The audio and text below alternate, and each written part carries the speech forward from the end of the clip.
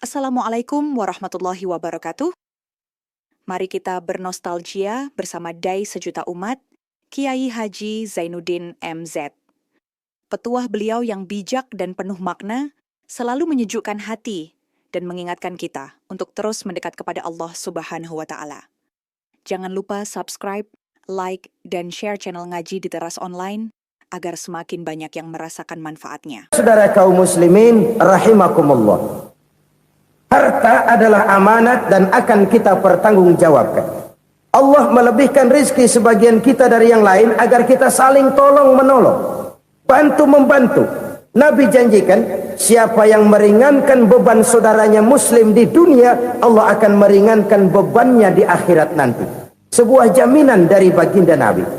Si orang yang kita bantu barangkali tidak bisa membalas, Allah yang akan membalas lewat jalan lain yang tidak pernah kita sangka-sangka.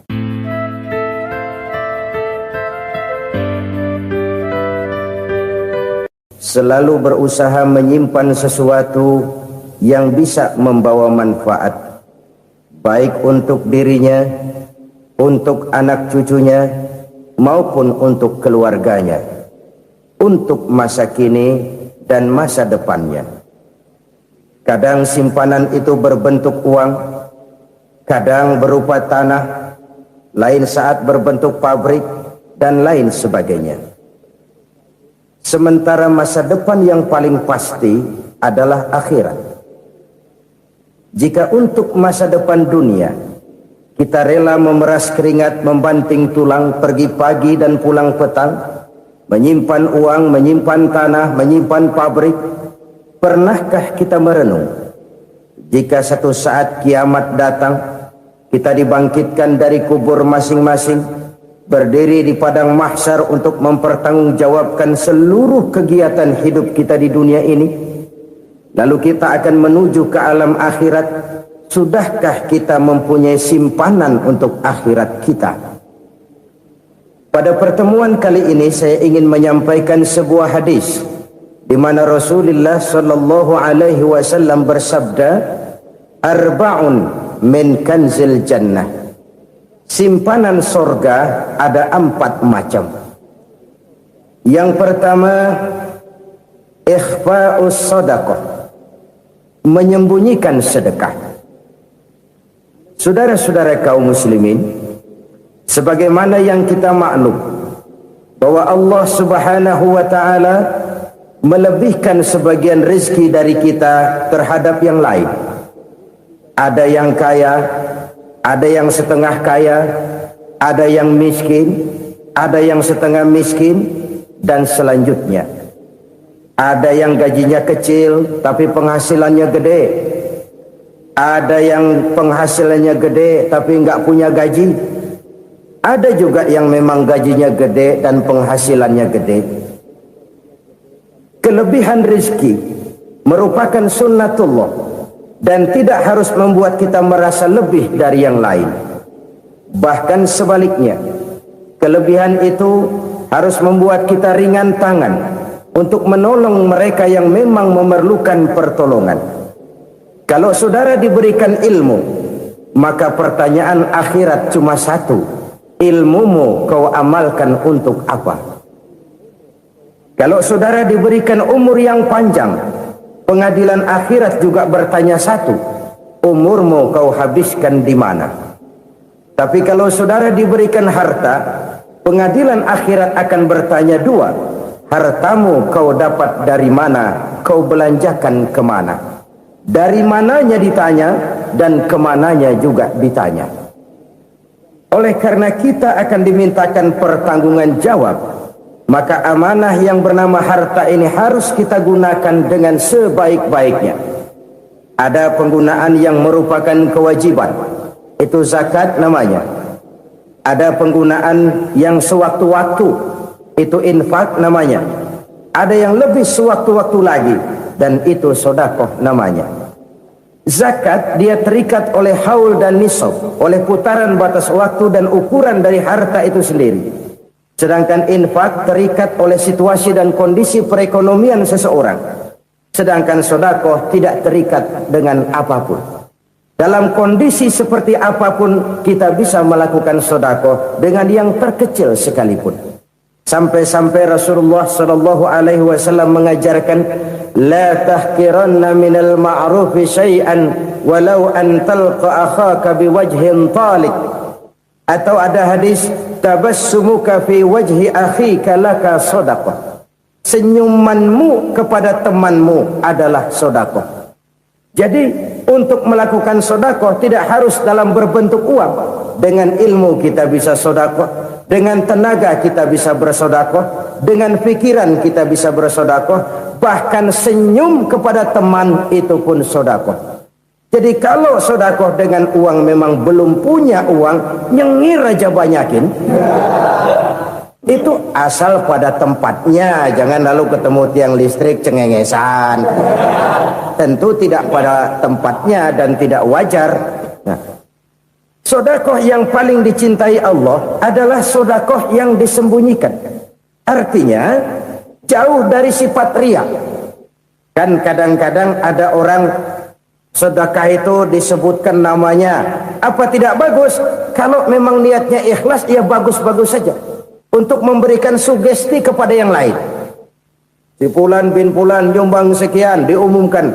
Boleh kalau niatnya untuk memberikan rangsangan kepada yang lain supaya dia menyumbang lebih besar dari orang tadi.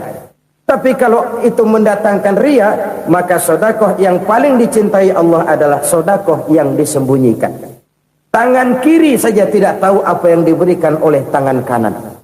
Sedekah yang dilakukan dengan ikhlas akan merupakan perbendaharaan surga, tersembunyi dari pandangan orang lain, tidak seorang pun tahu.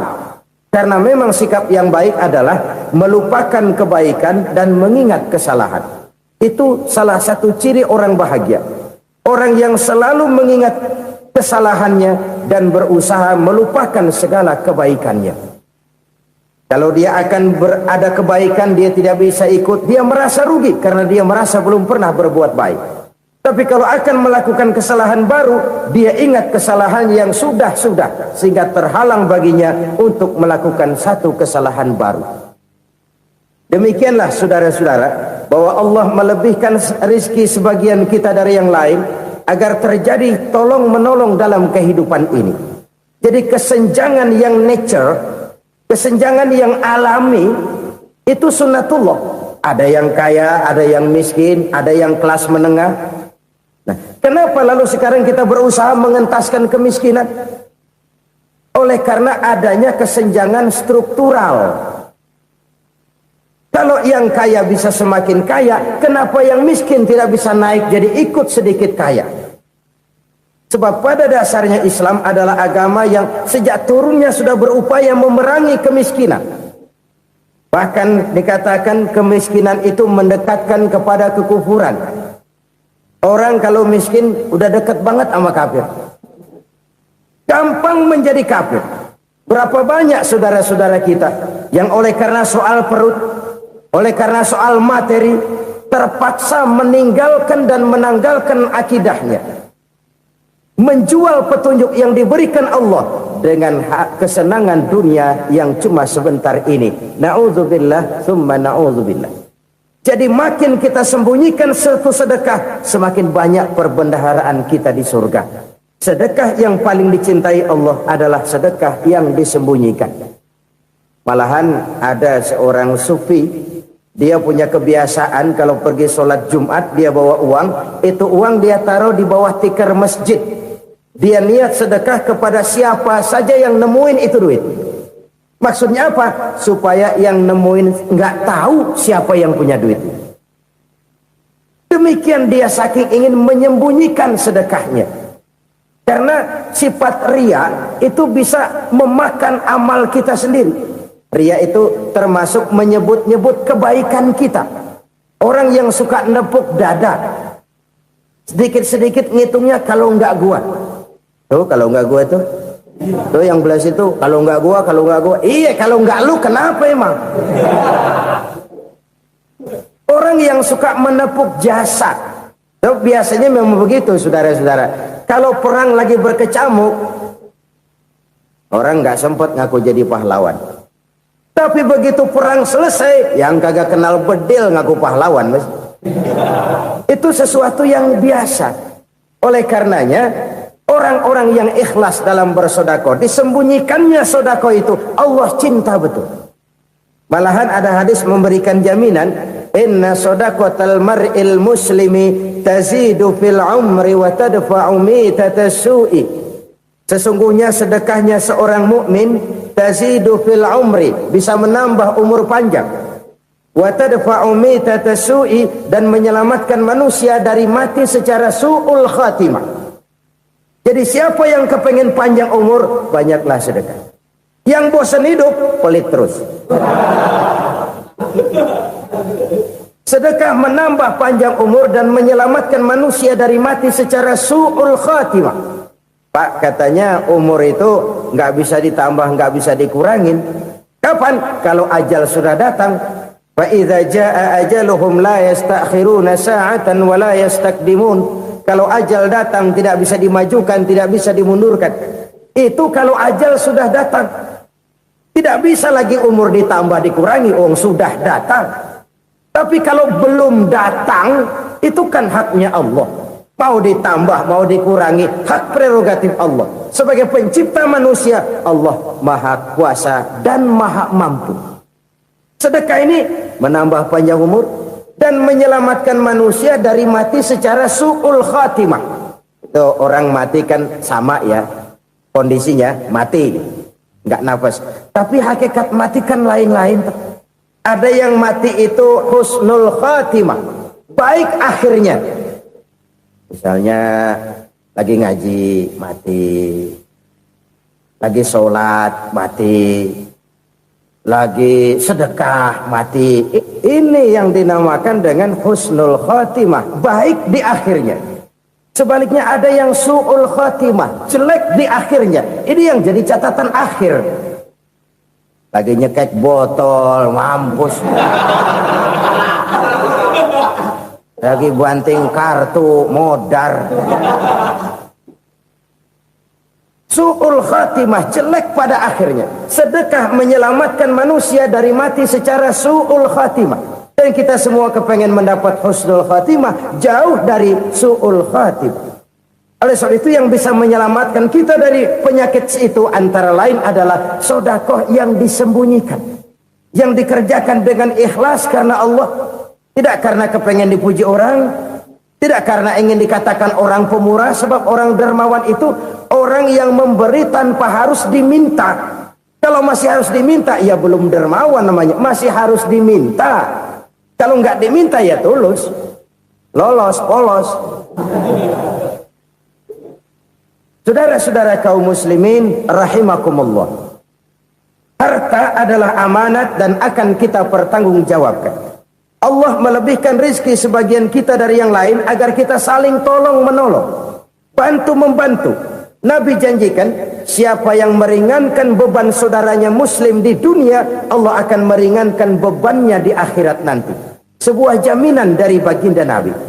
Si orang yang kita bantu barangkali tidak bisa membalas, Allah yang akan membalas lewat jalan lain yang tidak pernah kita sangka-sangka. Ada orang tanya, Pak, ini ada orang nyumbang masjid sambil marah-marah, bagaimana?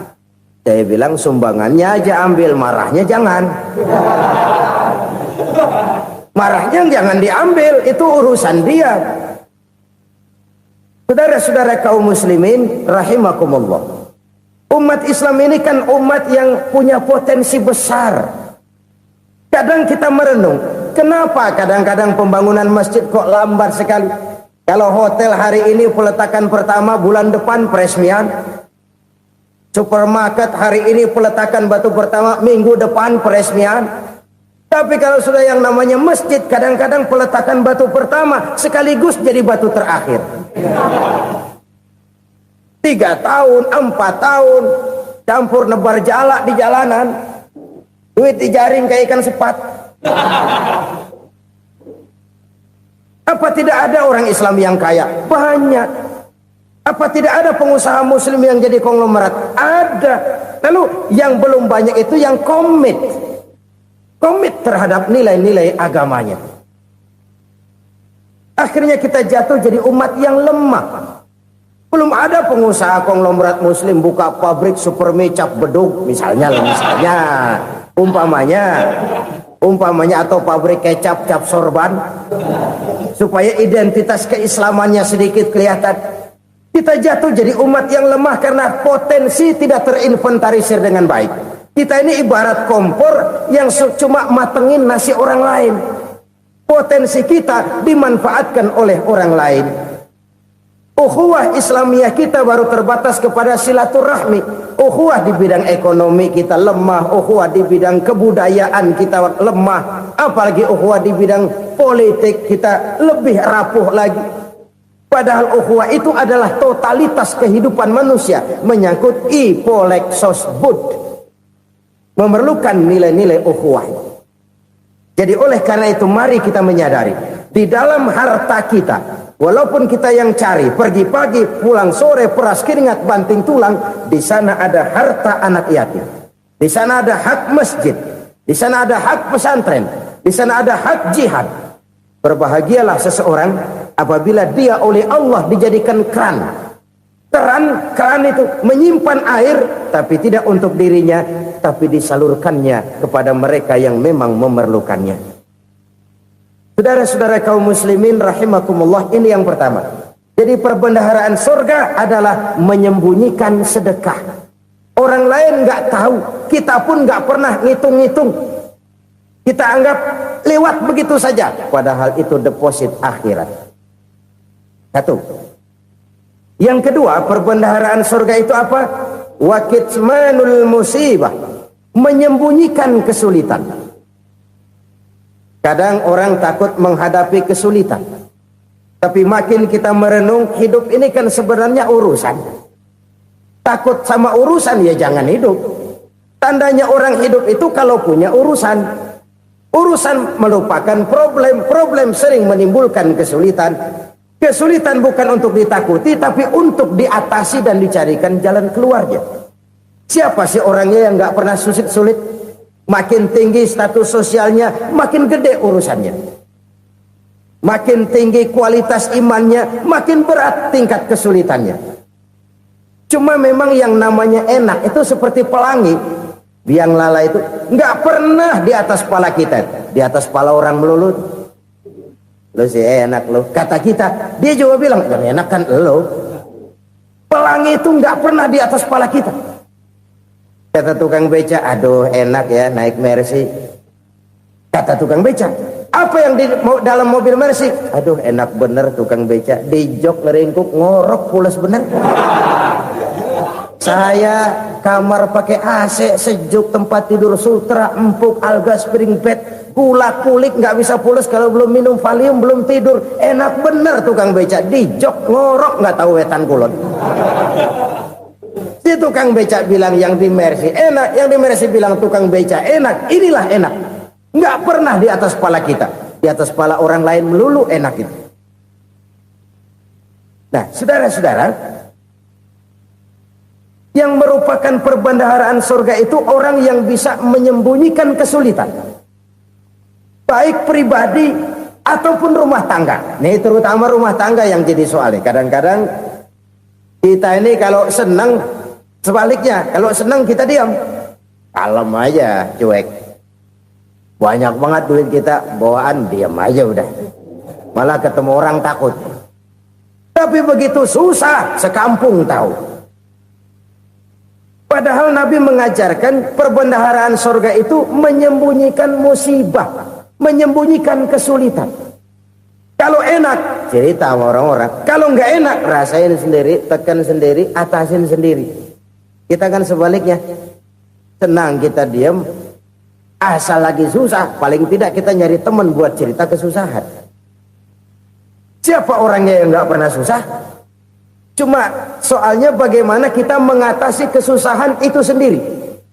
Begitu juga misalnya kalau orang sudah berumah tangga, itu orang tuanya harus menjadi tempat dia cerita yang enak-enak saja. Yang nggak enak rasain berdua, selesaikan berdua, atasin berdua.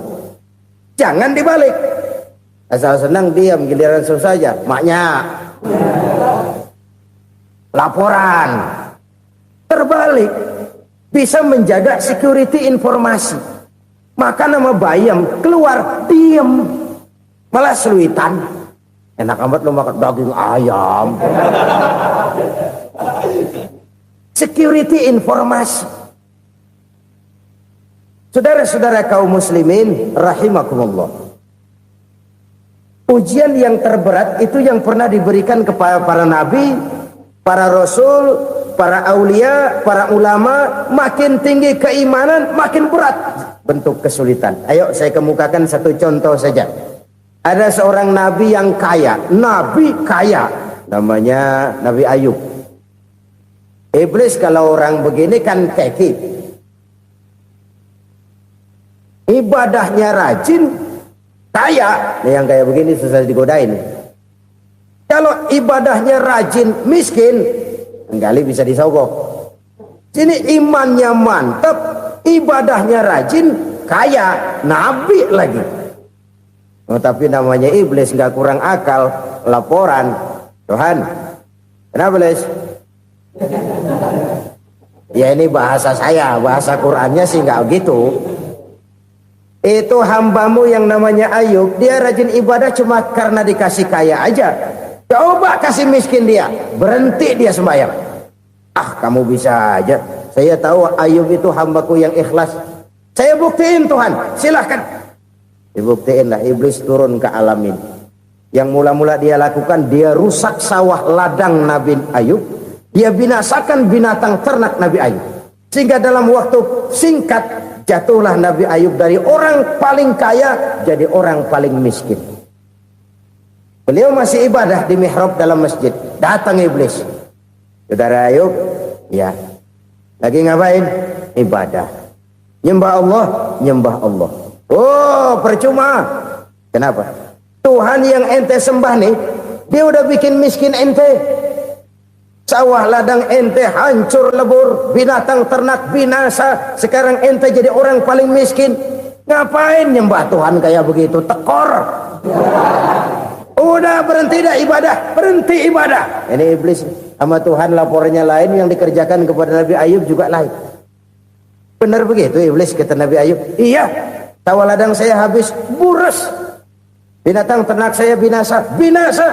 Saya miskin, bangpak. Apa jawab Nabi Ayub? Bukan innalillahi, ini hebat. Alhamdulillahillazi a'tani wa akhza minni. Segala puji bagi Allah yang telah memberikan harta kepada saya dan sekarang mengambilnya lagi. Alhamdulillah. Allah yang ngasih, Allah yang ambil. Itu mah urusan Allah. Iblis cuman ibadah jalan terus, sujud lagi Nabi Ayub. Iblis seleher gondok banget.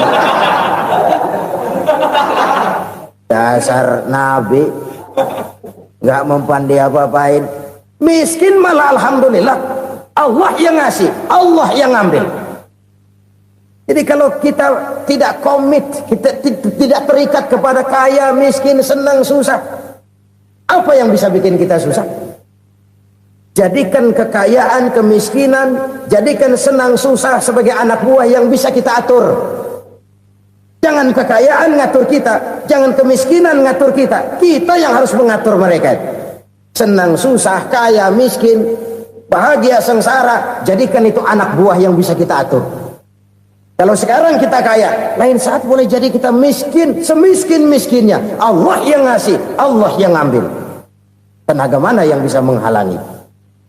Ibadah jalan terus. Iblis makin gondok. Dasar Nabi loh. Akhirnya apa? Nabi Ayub dikerjain, diberikan penyakit. Demikian fatal penyakitnya. Bayangin, udah miskin sakit. Masya Allah. Miskin sakit. Sakitnya nggak lama, kira-kira 16 tahun. Istrinya 3, 2 mental minta ceraiin. Ngerawatin laki bengek begini. Senang belum tentu, susah udah pasti nih. Cerai aja, cerai dah. Cerai. Tinggal satu Siti Rahmah yang setia menemani beliau. Sesetia-setianya hati perempuan Satu saat Siti Rahmah bilang, "Bang, iya, abang kan Nabi, Bang. Lalu, namanya Nabi kan doanya jarang meleset, Bang. Maksud kamu minta kenapa sih sama Tuhan biar abang sembuh baik dah, Bang?" Siti Rahmah, "Iya. Saya sakit berapa tahun sih dah? 16 tahun, Bang. Sebelum ini saya sehat berapa tahun? Ya kira-kira 60 tahun, Bang. Nah, coba ente banding-bandingin, Rahmah. Saya dikasih sehat 60 tahun. Dikasih sakit 16 tahun. Sudah nggak sabar mau doa kepada Allah minta sembuh. Saya malu kepada Allah. Diuji dengan yang luar biasa seperti ini, tidak mengganggu stabilitas kehambaannya. Dia tetap menghamba kepada Allah Subhanahu wa ta'ala. Saudara-saudara kaum muslimin rahimakumullah. Kunci menghadapi kesulitan itu apa? Allah jelaskan dalam satu ayat, "Wa basyiris sabirin alladzina iza asabathum musibah qalu inna lillahi wa inna ilaihi raji'un." Gembirakan orang-orang yang sabar. Siapa mereka itu? Yang apabila mendapat musibah mereka kembali kepada keyakinan dasar, segalanya dari Allah dan segalanya akan kembali kepada Allah. Ini konsepsi dasar dari sikap muslim dalam menghadapi berbagai kesulitan. Segalanya dari Allah, segalanya akan kembali kepada Allah. Kalau ini sudah kondisi dasarnya, maka kita akan lapang menghadapi kenyataan bagaimanapun pahitnya. Apakah itu namanya miskin, apakah itu namanya sakit, bahkan maut sekalipun. Segalanya dari Allah, segalanya akan kembali kepada Allah. Ini sikap hidup, bukan sekedar ucapan. Kita kadang-kadang menjadikannya sebagai ucapan. Mulutnya sih nggak berhenti, innalillahi wa inna ilaihi raji'un, tapi nangisnya terus gerung-gerungan. Bukan itu, ini kesadaran moral. Kalau segalanya dari Allah, segalanya kembali kepada Allah, kan sebenarnya cuma nunggu giliran. Hari ini saya nyembayangin dia, entah hari apa saya disembayangin orang. Hari ini saya antar dia ke kubur, entah hari apa orang nganterin saya ke kubur. Hari ini saya tahlilkan dia, entah nanti kapan orang tahlilkan saya. Segalanya dari Allah, segalanya akan kembali juga kepada Allah. Oleh sebab itu saudara-saudara, kesulitan bukan untuk ditakuti. Kesulitan justru untuk diatasi, dicarikan jalan keluarnya. Dan tidak ada orang yang tidak pernah mendapat kesulitan. Tidak ada. Semakin tinggi status sosial, semakin tinggi kualitas keimanan, semakin besar juga tingkat kesulitan. Hanya saja bagaimana cara kita mengatasinya. Dan Al-Quran menyatakan, "Inna ma'al usri yusra." Di balik kesulitan itu pasti ada kemudahan. Roda itu berputar. Karena itu Rasulullah sallallahu alaihi wasallam mengingatkan kepada kita, ta'arraf ilallahi fir raha ya'rifka fis syiddah. Ingatlah kepada Allah di waktu kamu senang, supaya Allah ingat kepada kamu di waktu kamu susah. Kalau waktu senang kita ingat kepada Allah, kita susah, Allah tidak akan meninggalkan kita. Tapi kalau waktu senang kita jauh dari Allah, sujud tidak sempat, dengan masjid jauh, ketika senang kita lupakan Allah. Nanti begitu kita susah, Allah lupakan kita. Dan itu menyakitkan. Oleh karena itu orang-orang tua kita dulu bilang, kalau lagi sehat ingat-ingat lu bakal sakit nanti. Kalau lagi kaya ingat-ingat satu saat kita bakal jatuh miskin. Bahkan kalau lagi muda ingat-ingat kita bakal tua. Dan yang terpenting, kalau lagi hidup ingat-ingat kita bakal mati. Saudara-saudara kaum muslimin rahimakumullah. Jadi yang kedua yang merupakan perbendaharaan surga, menyembunyikan musibah. Saudara-saudara kaum muslimin rahimakumullah. Hal ketiga yang merupakan perbendaharaan surga adalah wasilatur rahmi. Orang yang suka bersilaturahmi. Sebagaimana yang kita maklum bahwa manusia adalah makhluk yang disebut zon politika. Makhluk sosial yang tidak mungkin hidup sendiri-sendiri. Betapa dan siapapun kita memerlukan orang lain. Bodoh betul manusia kalau tinggal di tengah masyarakat tapi tidak mau bermasyarakat. Merasa hebat sendiri, pinter sendiri, gagah sendiri, kaya sendiri. Mungkin kalau mati juga ngubur sendiri. Jangankan kita di sini, di sorga saja Nabi Adam waktu sendirian bengong melulu, mondar mandir. Allah tegur dalam sepidang. Ya ini kalau bahasa saya. Iya Tuhan, sepi ini nggak ada coret-corekan pisan ini. Diciptakan Siti Hawa, baru anteng Nabi Adam. Itu di surga.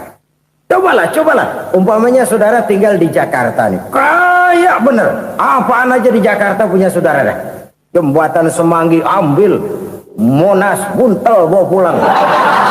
Hotel-hotel ambil semua. Cuman tinggal di Jakarta sendirian, apa enaknya? Betapa dan siapapun kita perlu orang lain.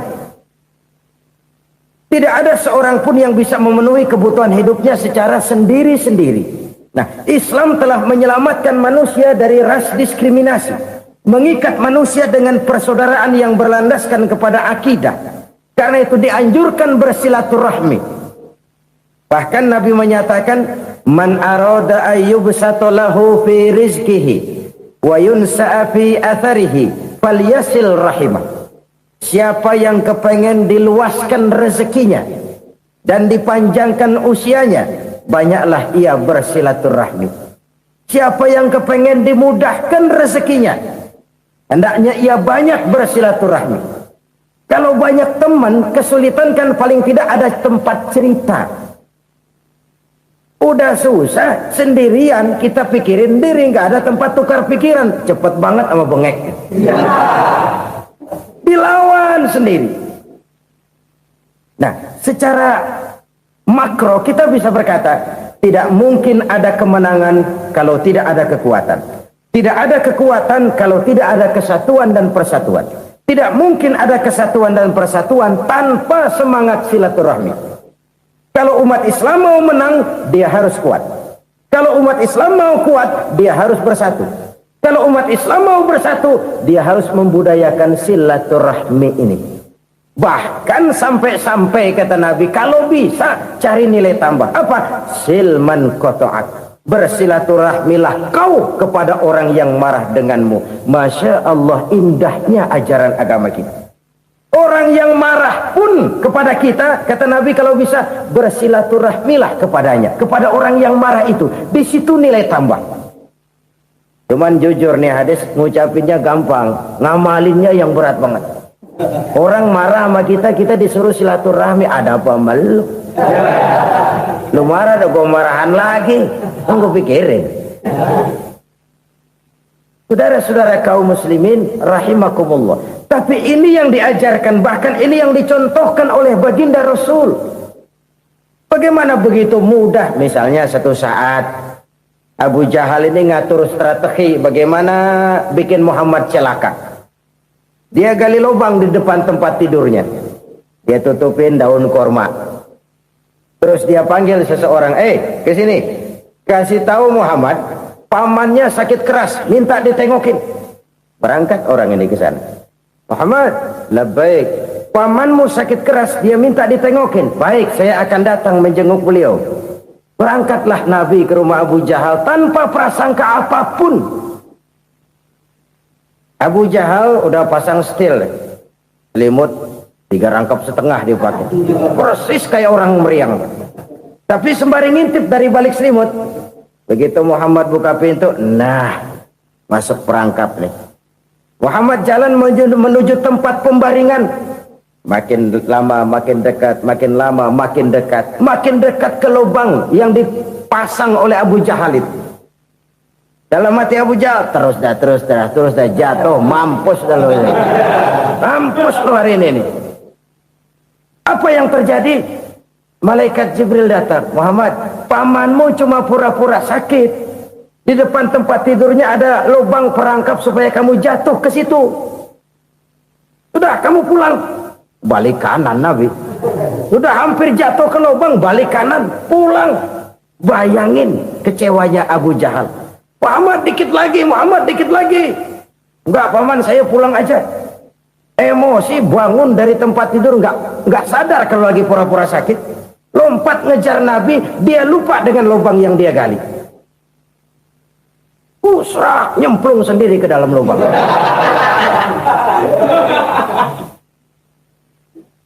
Nabi terus berlalu. Ini terjadi keanehan. Jatuh ke lubang yang dia gali itu sebenarnya nggak terlalu dalam ya, antara 3-4 meteran lah. Tolong saya jatuh ke lubang ini. Datanglah pelayan-pelayannya itu. Angkat saya dari sini. Oh, yang ngulurin tambang. Satu gulung, belum juga nyampe itu tambah. Kurang, beli lagi ke warung. Sambung, ulur lagi, nggak juga bisa sampai. Wah, ini kerjaan Muhammad ini. Tolong, siapa salah seorang kamu ke rumah Muhammad, kasih tahu encangnya kecebur. Minta ditolongin. Sampaikan kepada Rasul. Kenapa? Pamanmu jatuh ke lubang, Muhammad minta tolong diangkatin. Tambang udah nyambung-nyambung nggak nyampe juga. Ya, nanti saya datang, saya tolong. Coba. Nyata-nyata orang berniat jahat mau mencelakakan dia. Datang dia menolong. Ini yang disebut air tuba dibalas air susu ya ini. Bukan sebaliknya. Air tuba dibalas air susu. Paman, kecebur ya? Iya Muhammad, tolong ini. Pegang tangan saya. Nabi ulurkan tangannya, nyampe, dipegang oleh Abu Jahal, diangkat ke atas, sampai atas. Apa kata Abu Jahal? Sihirmu memang hebat Muhammad. Udah ditolongin dikata sihir, yang enak kita kemplang kan itu orang begitu. Urusan apa? Tapi inilah akhlak. Kalau bisa kamu bersilaturahmilah dengan orang yang marah kepadamu sekalipun. Orang marah kita tetap baik. So, kalau kita berbuat baik sama orang yang memang baik, rasanya sih biasa-biasa aja. Orang baik kita baik lagi, ya draw aja, belum ada nilai tambah di situ. Baru ada nilai tambah kalau kita bisa berbuat baik kepada orang yang nyakitin kita. Itu namanya kita setingkat di atas dia. Dia sakitin kita, kita berbuat baik sama dia. Dia pelit sama kita, kita baik sama dia. Dia marahin kita, kita deketin dia. Di situ kita punya nilai tambah. Jadi siapa yang ingin diluaskan rezekinya kata Nabi dan dipanjangkan umurnya, hendaklah ia banyak-banyak bersilaturahmi. Sederhana sebenarnya silaturahmi, tapi silaturahmi membangkitkan semangat kesatuan dan persatuan. Kesatuan dan persatuan melahirkan kekuatan. Dalam matematika 1 ditambah 1 pasti 2. Tapi di tengah masyarakat, 1 orang takut ditambah 1 orang takut, hasilnya jadi 2 orang setengah berani. Kenapa setengah berani? Karena udah berdua. Tadi pan takut sendirian. Kalau dia kumpul turu-turu takut lah jadi berani. Kita yang lemah, kita yang tidak berdaya, kita yang miskin, kalau mau kompak bersatu, apa yang nggak bisa kita kerjain? Apalagi tinggal di kota besar, pilihan cuma 2. Bertahan atau minggir. Bertahan atau minggir. Untuk bisa bertahan harus mampu bersaing. Untuk mampu bersaing harus punya keahlian. Keahlian harus ditunjang dengan pendidikan, ditambah oleh kekompakan sebagai umat. Udah miskin mencar mulu, orang injek gitu. Orang nggak pandang urusan apa yang malu. Oleh karena itu silaturahmi pada hakikatnya merupakan roh dari ukhuwah yang diajarkan oleh agama kita. Bagaimana Islam menyelamatkan masyarakat manusia dari ras diskriminasi, mengikat manusia, dan tidak ada persaudaraan yang lebih indah selain persaudaraan yang diikat dengan nilai-nilai akidah. Sepanjang orang di jalan Allah, itulah saudara kita. Keluar dia dari jalan Allah, selesailah persaudaraan sampai di situ. Karena itu, kalau ingin menyimpan sesuatu di surga, banyaklah bersilaturahmi. Datang ke rumah ini, datang ke rumah itu, dan lain sebagainya. Itu simpanan kita di akhirat nanti. Ini yang ketiga. Saudara-saudara, yang keempat, perbendaharaan surga itu apa?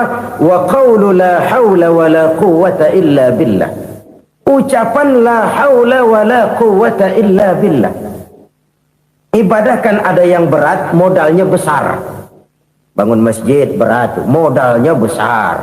Bangun rumah sakit berat, modalnya besar. Ada ibadah yang berat tapi modalnya ringan. Misalnya puasa. Puasa itu berat, mengendalikan nafsu. Kalau sekedar nggak makan nggak minum sih enteng, mengendalikan nafsu itu jihad terbesar. Tapi kan modalnya ringan, cuma niat saja. Ini ibadah berat, modalnya ringan. Ada ibadah yang ringan, modalnya juga enteng. Seperti termasuk ucapan la haula wala quwata illa billah.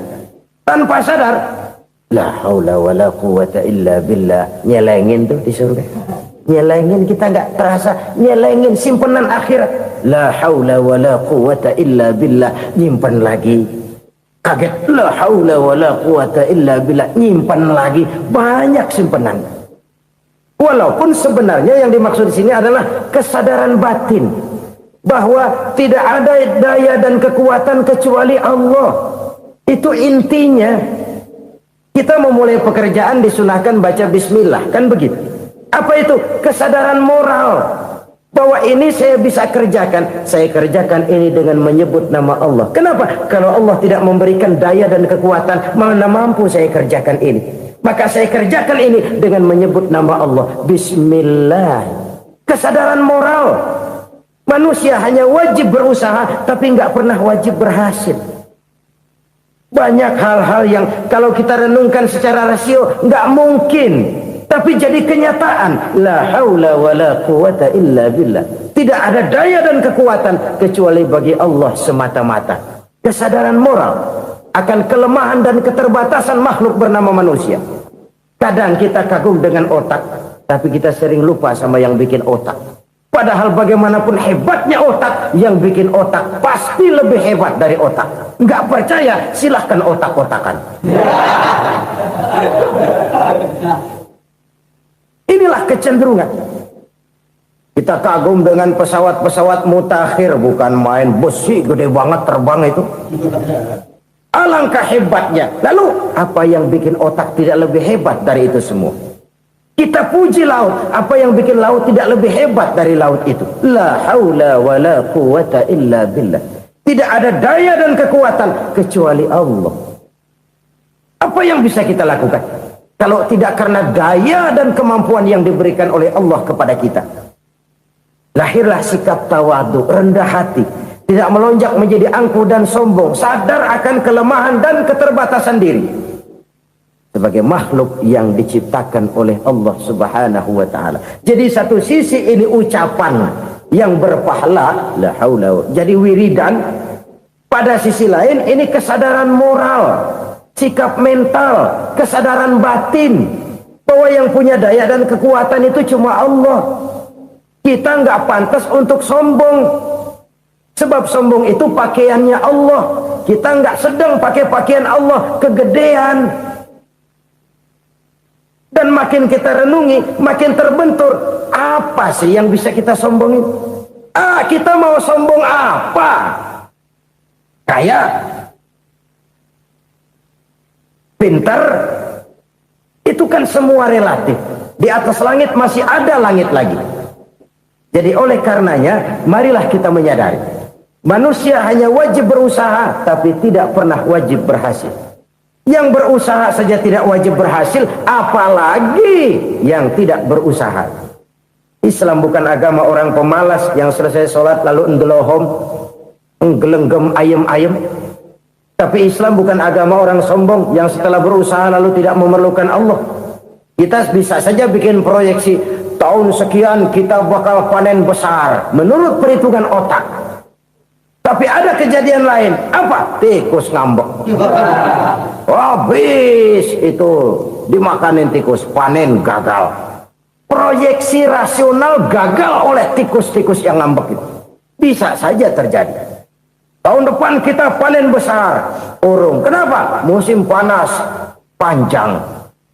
Dan sekarang ini koran-koran bikin berita musim mengalami penyelewengan.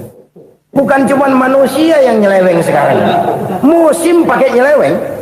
Mestinya kan musim hujan udah selesai, masih hujan-hujan juga. Musim.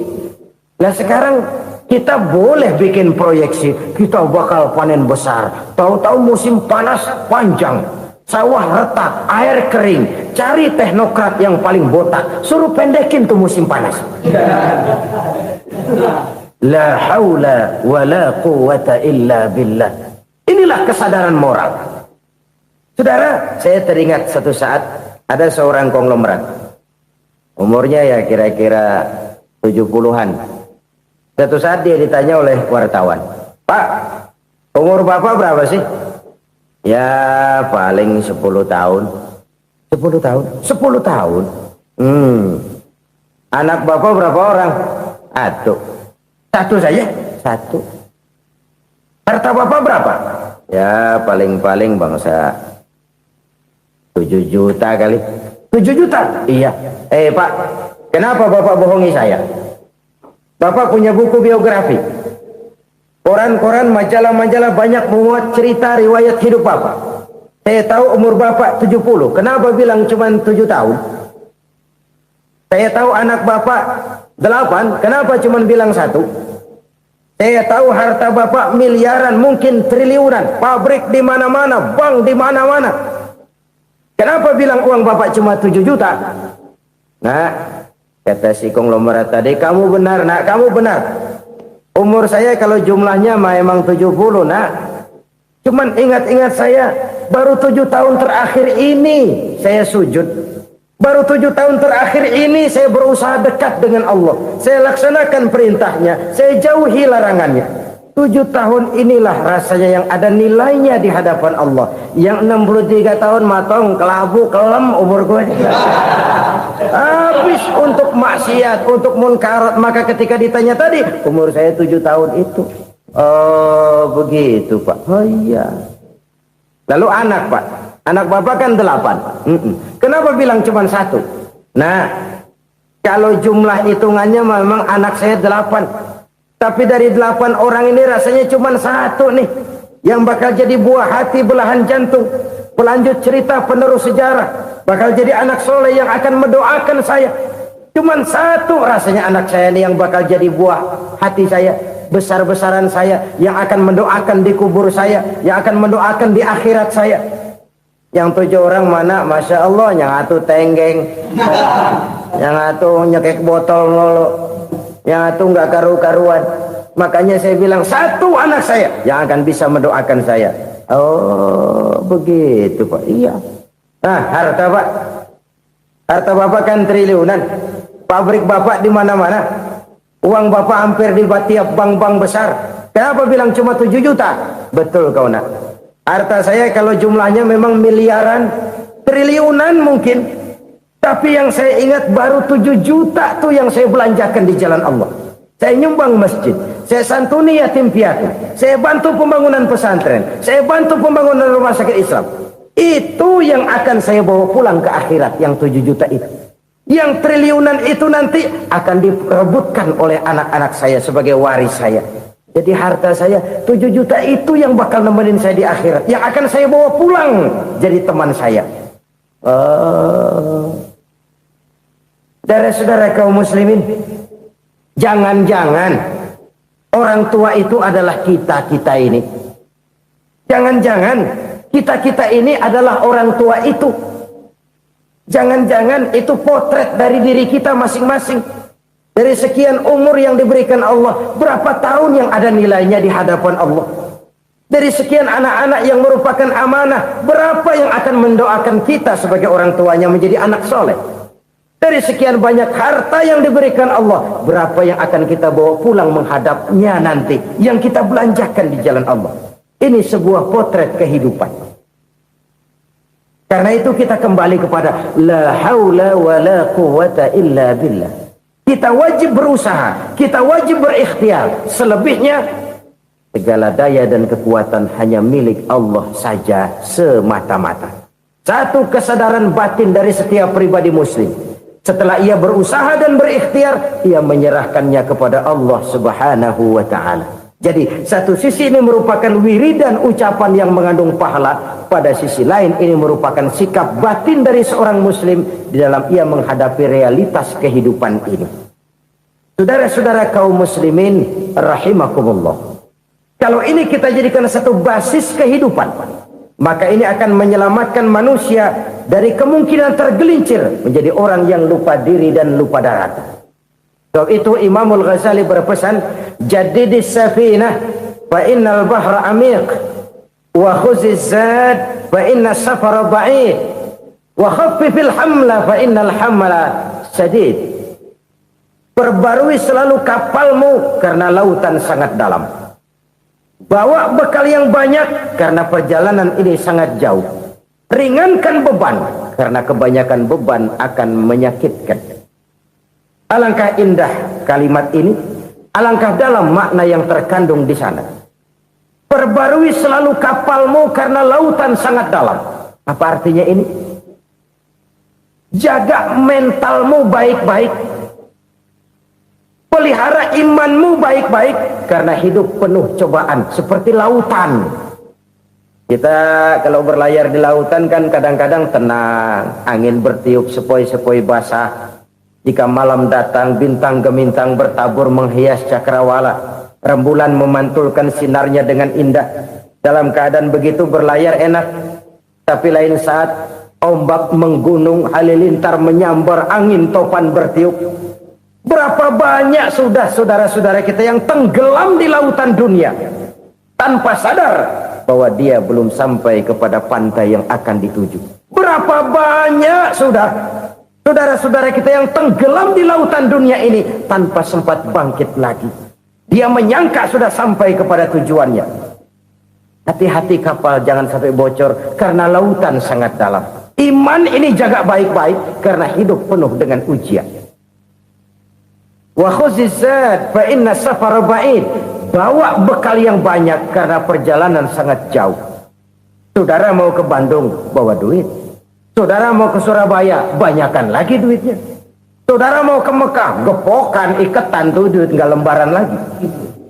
Makin jauh perjalanan, makin banyak bekal yang harus kita bawa. Kalau saudara dari Jakarta mau ke Surabaya, kagak bawa duit berangkat juga, itu sih bukan berani namanya, nekat. Sampai Surabaya belum tentu, sengsara di jalan udah pasti. Kenapa? Nggak bawa bekal berangkat. Sama juga kita nih, misalnya belum sempat sembahyang, mati. Waduh, berani banget orang. Belum punya bekal, mati. Sengsara di jalan. Atau bekal tidak cukup. Dari Jakarta saudara mau ke Surabaya, bawa duit 500 perak. Paling jauh Cikampek nyampenya itu. Paling jauh itu.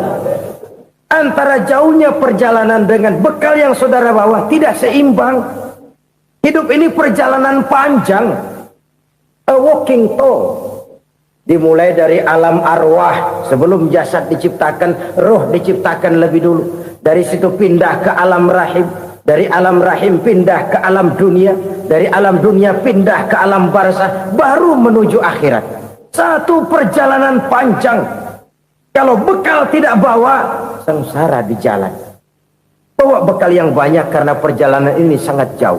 Wa khaffifil hamla, ringankan beban karena beban itu cuma akan menyulitkan. Kalau bekal itu sih keperluan, tapi beban nggak kita perluin, coba ngeberat-beratin. Apa ini beban? Dosa. Kecurangan, kebatilan, kesoliman, ketidakadilan, kesewenang-wenangan.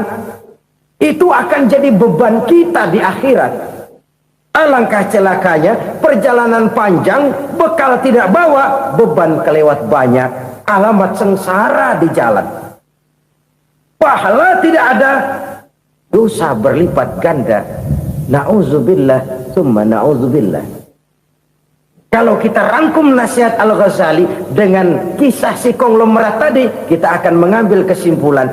Pertama, bekal terbaik dalam menghadapi gejolak kehidupan ini tidak lain adalah iman. Yang kedua, pahala dan dosa. Dua hal kontroversial. Pahala adalah bekal, dosa adalah beban. Tapi kita sekarang kan tidak begitu terangsang kepada yang abstrak.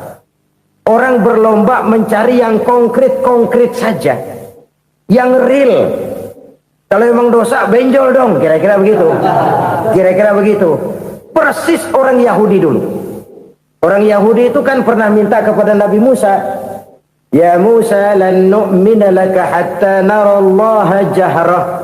Musa, kami enggak bakal mau beriman kepada Allah kalau belum kami lihat Allah ada nongkrong di depan kami. Kalau memang Tuhan ada, taruh dong di depan kami. Mau yang konkret-konkret saja. Kalau memang dosa, benjol dong. Kalau memang pahala, berasa dong. Orang terangsang kepada yang real, yang konkret-konkret saja. Karena itu, untuk mengejar dosa orang mau bayar. Tapi untuk mengejar pahala, walaupun tidak bayar, orang segan. Ini yang dikatakan oleh Nabi. Kamu mengharapkan ke surga, tapi kamu berat melaksanakan sesuatu yang bisa membawa kamu ke surga. Kamu ingin jauh dari neraka, tapi tiap saat kamu lakukan perbuatan-perbuatan yang justru menjerumuskan kamu ke neraka. Idda'aitum an-najata minan nar wa ramaitum fiha anfusakum. Kamu ingin selamat dari neraka, tapi kamu lemparkan diri kamu ke neraka. Kamu ingin masuk surga, tapi berat sekali kamu melakukan perbuatan-perbuatan yang bisa menyampaikan kamu di surga. Saudara-saudara kaum muslimin rahimakumullah. Jadi hal keempat yang merupakan perbendaharaan surga adalah la haula wa la quwwata illa billah. Satu sisi ini merupakan ucapan yang memperberat timbangan akhirat. Pada sisi lain ini merupakan sikap hidup seorang muslim. Kesadaran batin yang sangat dalam bahwa tidak ada daya dan kekuatan kecuali Allah. Dan itu kita simbolkan pada saat memulai pekerjaan dengan Bismillah. Dengan menyebut nama Allah. Satu kesadaran moral. Saya hanya bisa melakukan ini karena diberikan daya dan kekuatan oleh Allah. Lahirlah sikap tawadu, rendah hati, tidak melonjak menjadi angkuh dan sombong.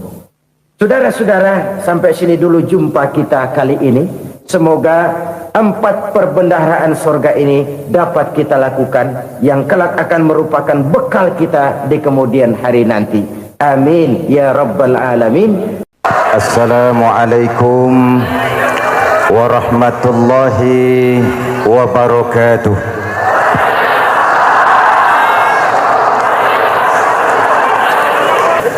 Saudara-saudara hadirin yang saya hormati, yang berbahagia,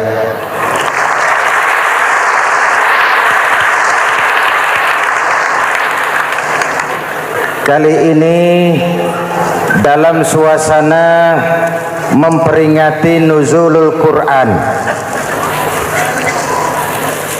setiap penganut agama mempunyai kitab-kitab yang suci atau dianggap sebagai suci. Semua agama. Orang Nasrani punya kitab Injil. Orang Yahudi punya kitab Taurat. Orang Hindu punya kitab Weda. Orang Buddha punya kitab Tripitaka. Pengikut Konghucu punya kitab Tao Te Ching. Orang Majusi pengikut Zoroaster punya kitab Zen Avesta. Orang kebatinan punya kitab Serat Centani, Hidayat Jati atau Darmo Gandul. Kita umat Islam oleh Allah diberikan Al-Quran yang kita yakini sebagai kitab suci. Kunon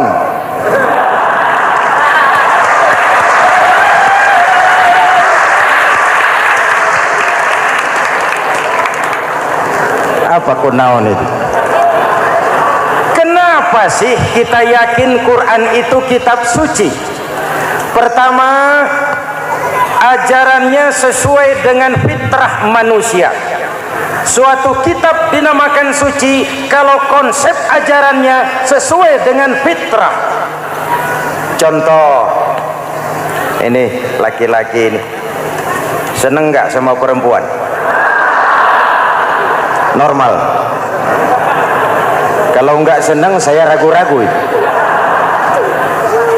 Perempuan seneng nggak sama laki-laki?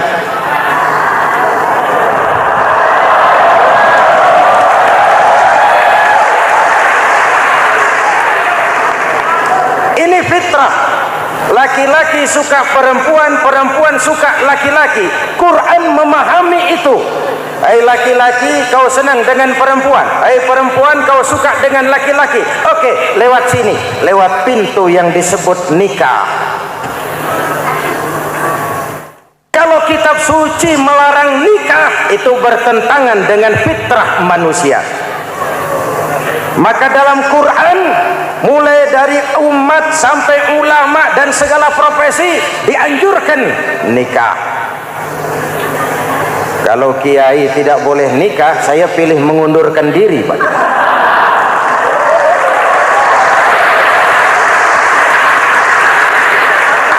Itu bertentangan dengan fitrah. Lagian mubazir dikasih perabotan nggak dipakai.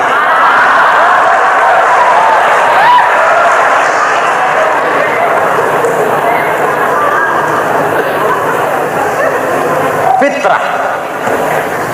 Contoh lagi, manusia perlu makan. Kalau ada kitab suci menyuruh puasa terus dari pagi sampai sore sampai malam sampai pagi lagi, eta teh kitab gelo.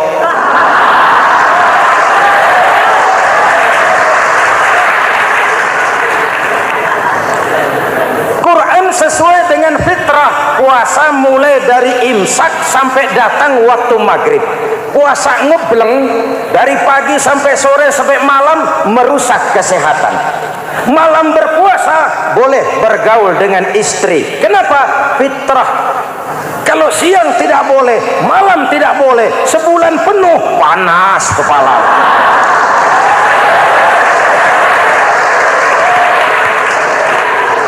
Rontok rambut. Hadirin yang saya hormati, itu yang pertama. Yang kedua, kita yakini Quran sebagai kitab suci karena isinya tidak saling bertentangan, konsekuen, konsisten. Kalau ada satu kitab, di satu ayat mengajarkan Tuhan Esa, di lain ayat mengajarkan tiga, liar itu maksud. Bagaimana kitab suci isinya paradoks? Bagaimana kitab suci isinya saling bertentangan? Di ayat manapun sekali Quran berkata Allah itu Esa, selamanya Esa. Isinya tidak saling bertentangan. Lalu yang ketiga, kita yakini Quran kitab suci karena dia bersih dari intervensi manusiawi. Sejak turunnya Al-Quran menantang, jikalau kamu ragu terhadap Quran yang kami turunkan kepada hamba kami Muhammad, kamu anggap itu cuma bikinan Muhammad. Kalau Muhammad bisa, kamu tentu bisa. Baik, bikin satu surah semacam Al-Quran. 14 abad yang lalu tantangan ini turun dan sampai malam ini belum terjawabkan. Pak, barangkali tidak ada yang mau coba. Banyak. Antara lain Musailamah Al-Kazzab. Dia mencoba membuat menandingi Al-Quran. Dia buat satu surah namanya surah Al-Fil. Bunyinya begini, bikinan Musailamah. Al-Fil wa mal-fil wa ma adraka mal-fil lahu khurtumun tawil wa lahu zail. Sudah berbentuk syair. Isinya apa? Al-Fil, gajah. Wa mal-fil, apakah gajah itu? Wa ma adraka mal-fil, tahukah kamu apa itu gajah? Lahu khurtumun tawil, dia punya belalai panjang. Walahu zail, dan dia punya ekor. Gak usah turun ayat begituan, orang tahu.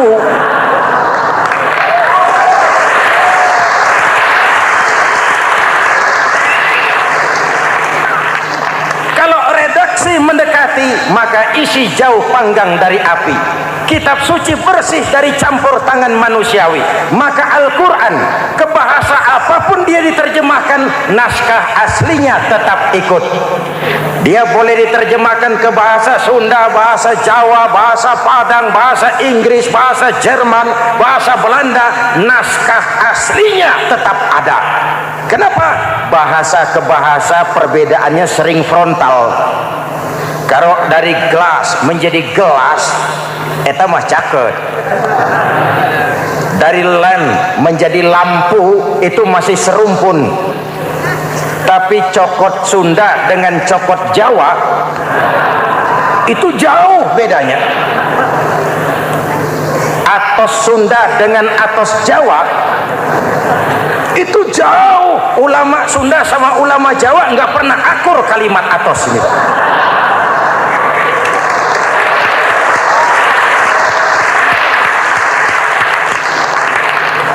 Inilah kebenaran janji Allah, inna nahnu nazzalna dzikra wa inna lahu lahafizun.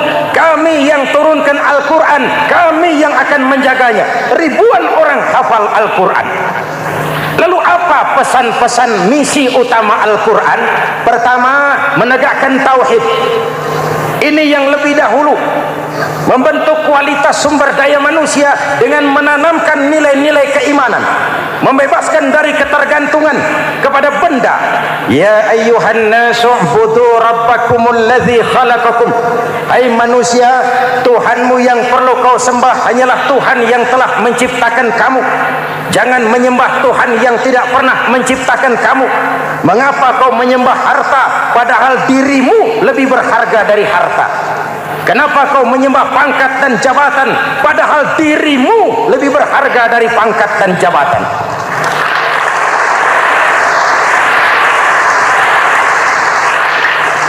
Diajak rasio berpikir, Tuhanmu yang perlu kau sembah hanyalah Tuhan yang menciptakan kamu. Dan Tuhan yang menciptakan kamu itu Tuhan yang lam yalid wa lam yulad, yang laisa kamislihi syai'un, dan itulah Allah Subhanahu wa taala. Ayo orang teh, ayeuna teh. Boleh pakai teh. Ayeuna teh, kita teh. Kalau kepada syirik jali, syirik yang terang-terangan, insya Allah tidak. Nyata-nyata menyembah berhala, tidak. Nyata-nyata menyembah pohon, tidak. Nyata-nyata berkeyakinan Tuhan lebih dari satu, tidak. Tapi kita sering terjebak pada syirik kecil, syirik khafi, syirik yang tersamar. Saya sejak pakai cincin ini, jangankan anak gadis, nenek-nenek ngelihat saya cincin. Jangankan anak gadis, nenek-nenek lihat saya lemes cincin. Ini saya sejak ada perkutut di rumah ini dagang lancar perkutut. Ini Ramadan, bulan penempaan nilai-nilai keimanan.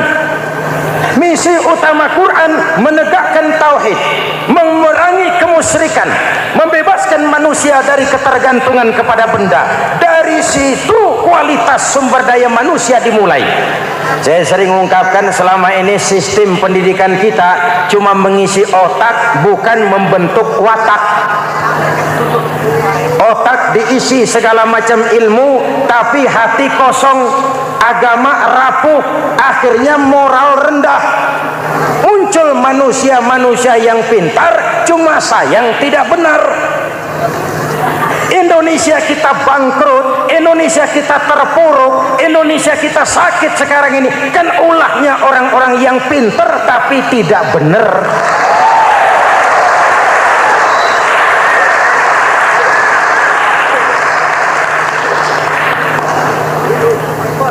Saya bicara kayak begini, ini bukan pidato politik, ini nurani. Politik naon kadut.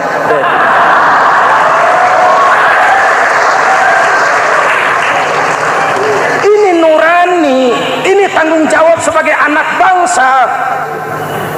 Ibu bapak, saudara-saudara hadirin yang saya hormati, Rasul kalau masuk sepertiga yang akhir, sing-singkan lengan baju, hamparkan sajadah, lebih banyak di masjid daripada di rumah. Itu Rasul. Maka sepertiga yang akhir masjid makin ramai. Lihat Masjidil Haram. Lain dengan kita. Sepertiga yang akhir masjid mulai mengalami kemajuan. Safnya makin maju.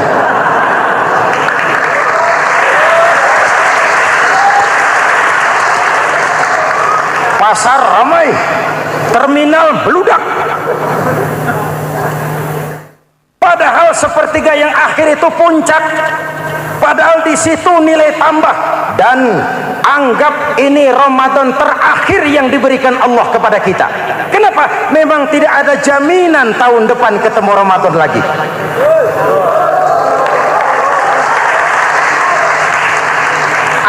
Ini Ramadan terakhir yang diberikan Allah kepada kita. Tidak ada jaminan tahun depan Ramadan akan ketemu lagi. Tidak ada jaminan. Manfaatkan peluang ini untuk melakukan pemutihan. Semua kita melakukan introspeksi. Tidak tahu kita Ramadan tahun depan nanti masih ketemu apa tidak. Sebagaimana kita tidak tahu kita masih hidup atau tidak. Hadirin yang saya hormati, misi kedua Al-Quran, persaudaraan, kebersamaan atas dasar keadilan dan kebenaran. Manusia bersuku-suku, ya. Manusia berbangsa-bangsa, memang itu diakui oleh Al-Quran. Inna khalaqnakum min dzakari wa untha wa ja'alnakum syu'uban wa qabaila. Kami ciptakan kamu dari laki-laki dan perempuan. Kami jadikan kamu bersuku-suku dan berbangsa-bangsa. Apa tujuannya? Agar kamu saling mengenal satu dengan yang lain. Persaudaraan, kebersamaan atas dasar keadilan dan kebenaran. Yang terlepas dari ras. Dari manapun orang datang, apapun warna kulitnya, dari suku apapun ia dilahirkan, kalau akidahnya sama, itu kan saudara kita.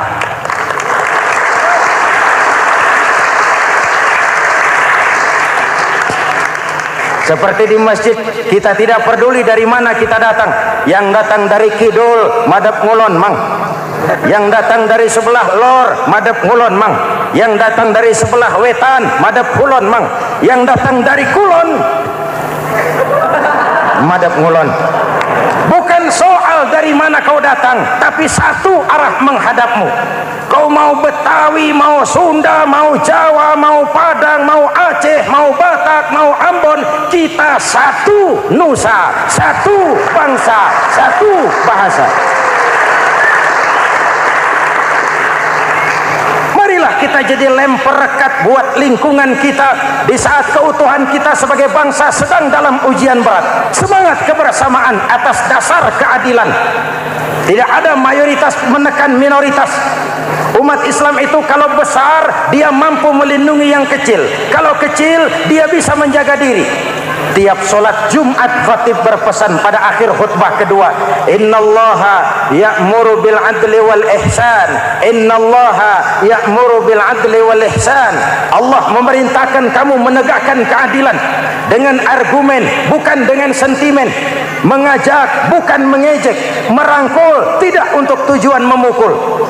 Kalau sebagai bangsa kita utuh, kompak dan bersatu, saya yakin kita akan bisa mengatasi kesulitan-kesulitan sekarang ini.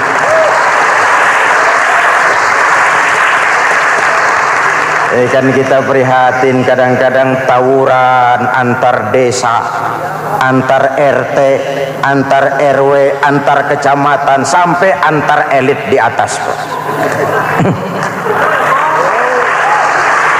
Makanya saya ulang lagi pesan ini, kalau elit di atas tawuran, jadilah penonton yang baik. Saudara-saudara kaum muslimin yang saya cintai, kita prihatin, kita seakan tercabut dari akar budaya kita sebagai bangsa. Kenapa kita yang berfalsafahkan Pancasila, kenapa kita yang berketuhanan yang Maha Esa tiba-tiba jadi beringas dan brutal? Ada maling ayam ketangkap, disiram bensin, dibakar hidup-hidup. Kok kita bisa begitu? Street justice, pengadilan jalanan mulai tegak.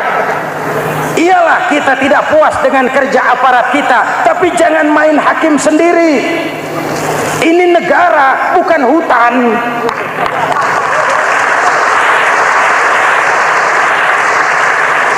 Jangan mencegah kemunkaran dengan menegakkan kemunkaran baru. Oleh hal-hal yang sepele yang mestinya kita bisa mencari jalan keluar dengan baik. Ayo luruskan saf, rapatkan barisan, satukan langkah, tautkan hati. Kita satu umat yang satu, diikat oleh Al-Quran. Hanya dengan kebersamaan kita akan mampu menata hari esok yang lebih baik atas dasar keadilan dan kebenaran. Dulu teh Muhammad Toha teriak takbir ngadepi Belanda. Bung Tomo teriak takbir ngadepi Belanda. Ayeuna takbir ngadepi batur sadulur salembur. Nanaonan.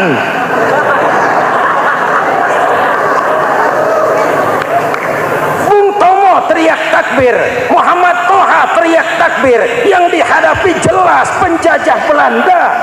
Kita ngadepi saudara sendiri, Allahu Akbar. Yang sana teriak Allahu Akbar. Setan tepuk tangan di tengah.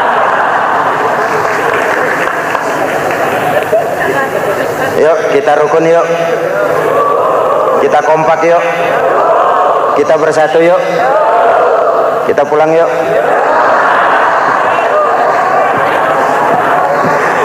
Ini misi kedua. Misi yang ketiga, Al-Quran membebaskan manusia dari gaya hidup sekuler. Quran mengingatkan, awas bung, ada hidup sesudah mati, ada akhirat sesudah dunia. Lebih untung orang yang percaya akhirat daripada yang tidak. Paling tidak hidupnya normatif. Contoh, saudara yakin akhirat ada, lalu saudara hidup baik-baik, menjauhi yang munkar, meninggalkan yang haram, saudara sujud, puasa, jihad, lalu saudara mati. Setelah mati ternyata akhirat tidak ada. Tidak ada ruginya. Paling kurang kita sudah dicatat sebagai orang baik. Sebaliknya, saudara tidak percaya sama akhirat, lalu hidup seenaknya, judi, mabuk, zina, nipu orang, korupsi, tenggelam dalam kemunkaran, lalu mati. Setelah mati ternyata akhirat ada. Baik, kemana anjen? Lebih untung orang yang percaya akhirat ketimbang yang tidak. Hidupnya ada rem. Iya pak, saya kepengen banyak uang, tapi kalau main judi nanti di akhirat bagaimana? Iya, saya kepengen jadi orang kaya, tapi kalau korupsi, nipu orang, buka peternakan tuyul, nanti di akhirat bagaimana? Gaya hidup yang berkeseimbangan. Ada hidup sesudah mati dan ada akhirat sesudah dunia. Yang keempat, Quran membebaskan manusia dari belenggu kebodohan. Quran ayat yang pertama turun sudah berkata, Iqra, baca, kamu jangan jadi bodoh. Kebodohan menimbulkan kemiskinan, kemiskinan mendekatkan kepada kekufuran.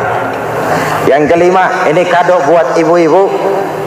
Quran mengangkat harkat, derajat dan martabat kaum wanita. Sebelum Quran turun, sebelum Islam datang, nasib wanita sangat menyedihkan. Dilahirkan hanya untuk melahirkan. Kalaupun berperan, peranannya tidak lebih segitiga. Dapur, sumur, kasur. Kasur, sumur, dapur. Dapur, sumur, kasur. Wanita dilecehkan, sekadar alat pemuas nafsu. Datang Islam, Rasul terenyuh, An-nisa imadul bilad. Wanita adalah tiangnya negara. Jikalau baik wanita, baik negara. Jikalau rusak wanita, hancur negara. Karena wanita, negara jaya. Betul? Karena wanita, negara hancur. Betul? Maka wanita adalah bidadari yang kadang-kadang setan. Kadang-kadang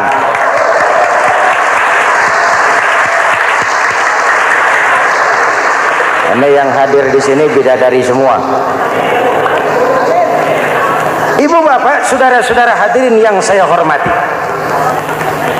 Lalu bagaimana sikap kita terhadap Al-Quran? Quran sendiri menjelaskan, "Tsumma awrasnal kitaba allazina istafaina min ibadina." Kemudian kami wariskan kitab Al-Quran yang kami pilih buat hamba-hamba kami yang terpilih. Luar biasa. Umatnya umat pilihan, rasulnya rasul pilihan, kitabnya pun kitab pilihan. Kami wariskan Al-Quran kepada hamba-hamba kami yang kami pilih. Bagaimana sikap mereka setelah menerima Al-Quran? Terbagi tiga. Pertama, faminhum zalimun li nafsihi. Di antara mereka ada yang setelah menerima Al-Quran lalu zalim kepada dirinya sendiri. Diterimanya Al-Quran dengan lidahnya, tapi ditolak dengan perbuatannya. Mulutnya menjunjung Al-Quran, perbuatannya menginjak Al-Quran. Quran bilang ke barat, dia pergi ke timur. Quran bilang ke selatan, dia berangkat ke utara. Quran bilang haram, dia terjang. Quran bilang halal, dia tidak mau. Orang seperti itu tidak zalim kepada Allah, tapi zalim kepada dirinya sendiri. Mudah-mudahan kita yang termasuk golongan ini. Amin. Yang kedua, wa minhum muqtasid. Di antara mereka ada yang menerima Quran 50-50, separuh-separuh. Yang enak dilaksanakan, yang berat ditinggal. Padahal pada sisi lain Quran mengajarkan masuklah ke dalam Islam secara total, kafah, jangan separuh-separuh. Ini watak munafik. Kalau dilihat Islam menguntungkan, rame-rame teriak Islam.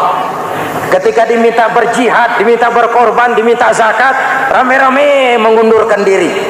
Saya bangkrut pak, saya miskin pak, saya pailit pak. Mental itu dalam awal-awal Baqarah dijelaskan. Kullama adha'a lahum masyaw fi wa idza adlama alaihim qamu. Kalau terang mereka berangkat, kalau gelap mereka mandek. Itu ciri orang munafik beragama. Kalau Islam menguntungkan, rame-rame teriak Islam. Ketika diminta berjihad, berkorban, berjuang, rame-rame mengundurkan diri. Muqtasid. Golongan yang ketiga, ini yang ideal. Wa minhum sabiqum bil khairati biiznillah. Di antara mereka ada yang setelah menerima Al-Quran lalu berlomba-lomba mengamalkannya, berlomba-lomba melaksanakannya. Jangan sampai yang baca Quran dengan suara merdu dapat piala, yang mengamalkan Quran dengan konsekuen dapat penjara.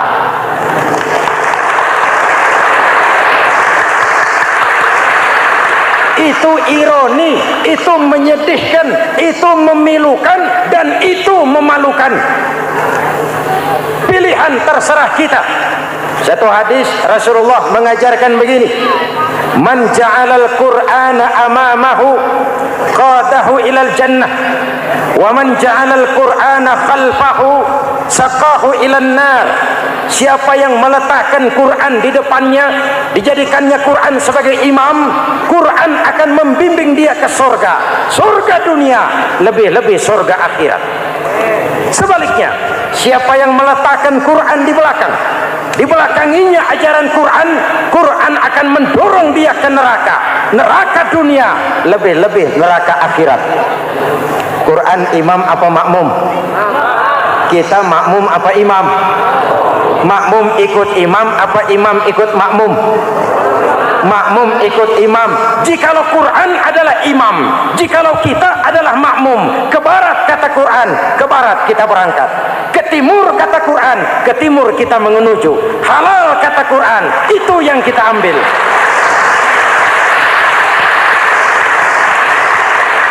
Mari kita jadikan Ramadan sebagai bulan di mana sedikit demi sedikit kita berupaya kembali menjadi generasi yang Qurani.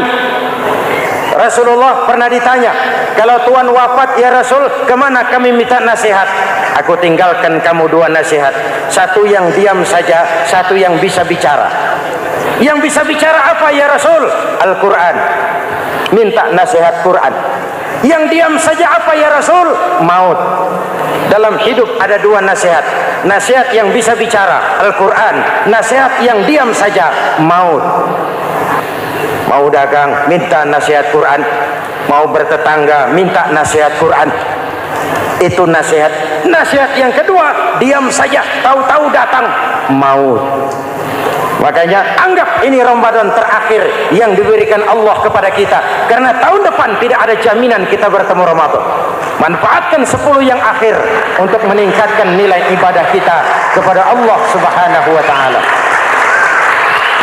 Hadirin, kita sudah mendekati akhir, saya akan baca doa.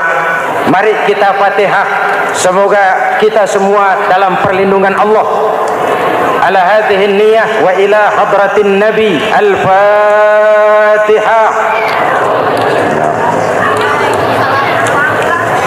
Siratal ladzina an'amta 'alaihim ghairil maghdubi 'alaihim waladdallin. Amin. Sekian dan demikianlah pertemuan kita kali ini. Terima kasih banyak atas segala perhatian. Mohon maaf atas segala kekurangan. Usikum wa nafsi bitaqwallah. Wassalamualaikum warahmatullahi wabarakatuh. Alhamdulillah, semoga ceramah ini menjadi pengingat dan sumber keberkahan bagi kita semua. Dukung terus dakwah ini dengan subscribe, like, dan share channel ngaji di Teras Online. Wassalamualaikum warahmatullahi wabarakatuh.